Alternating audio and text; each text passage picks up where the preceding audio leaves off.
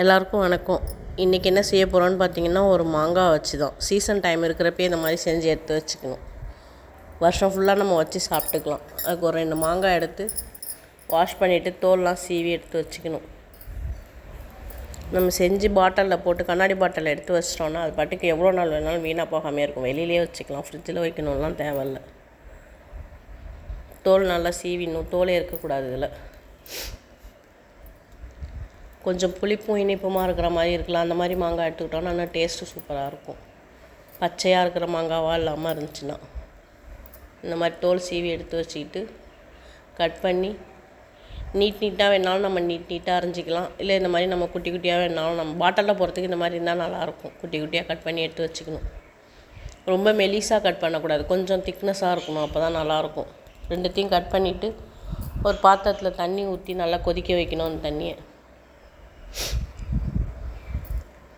மாங்காய் இந்த மாதிரி திக்காக இருக்கணும். ரொம்ப மெலிசாக இருந்துச்சுனாக்கா காஞ்ச உடனே ரொம்ப வத்தலாட்டம் ஆகிடும். அதனால் கொஞ்சம் மொத்தமாக இருக்கணும். தண்ணி நல்லா கொதிக்குது. தண்ணி நல்லா கொதித்த உடனே ஒரு 2 நிமிஷம் போட்டால் போதும். நம்ம கட் பண்ணி வச்சுருக்க மாங்காயெல்லாம் அதில் போட்டு ஒரு 2 நிமிஷம் ஒரு கொதி வந்தோடனே போதும். ரொம்ப நாள் வேக வச்சோன்னா குழஞ்சி போயிடும். அதனால் இது இப்படி அழுத்தினோடனே அழுந்துது பாருங்கள், அந்த மாதிரி வந்தாலே போதும். வடிகட்டி எடுத்து வச்சிடணும். சுத்தமாக தண்ணியே இல்லாமல் எடுத்து வச்சுக்கணும்.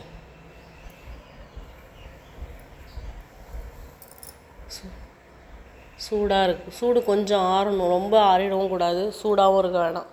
ஓரளவுக்கு சூடு இருக்கிறப்பே நம்ம 1 கப் சர்க்கரை எடுத்து அதில் போட்டு நம்ம ஊறுகாய்க்கெலாம் குளுக்குவோம்ல, அந்த மாதிரி குலுக்கி வச்சிடணும். மறுநாள் எடுத்து பார்த்தோம்னா இந்த மாதிரி அதில் இருக்க சர்க்கரைலாம் தண்ணியாக வந்திருக்கும். அது ஒரு நாள் ஊறுனா போதும். அதை எடுத்து இந்த மாதிரி தனித்தனியாக தாம்பாளத்தில் வச்சு காய வச்சிடணும். 2 நாளைக்கு மேலே காய வச்சோன்னா ரொம்ப ட்ரை ஆகிடும். இந்த மாதிரி மேலே மூடி போட்டோன்னா காக்கா குருவிலாம் எதுவும் படாமல் தூசி கீசி இல்லாமல் இருக்கும். அதனால் இது மாதிரி மேலே ஒரு துணியை கட்டி காய வச்சுருங்க.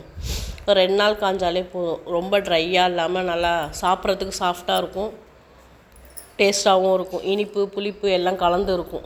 எடுத்து நம்ம பாட்டிலில் போட்டு மாங்காய் சீசன் முடியறதுக்குள்ளார நீங்களும் செஞ்சு பாருங்கள். செஞ்சு எடுத்து வச்சுக்கோங்க. எப்படி இருந்துச்சுன்னு கமெண்ட் பண்ணுங்கள். தேங்க்யூ.